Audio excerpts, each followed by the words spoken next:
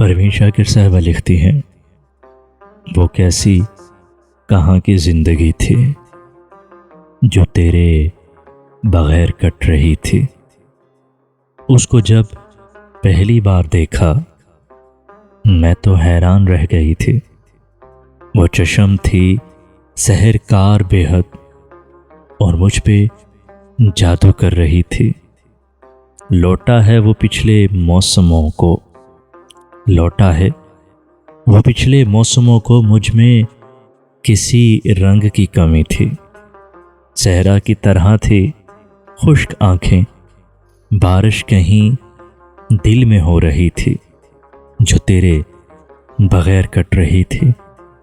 आंसू मेरे चूमता था कोई, दुख का हासिल यही घड़ी थी जो तेरे बग़ैर कट रही थी। सुनती हूँ कि मेरे तज़किरे पे, सुनती हूँ कि मेरे तज़किरे पे हल्की सी उस आँख में नमी थी जो तेरे बग़ैर कट रही थी।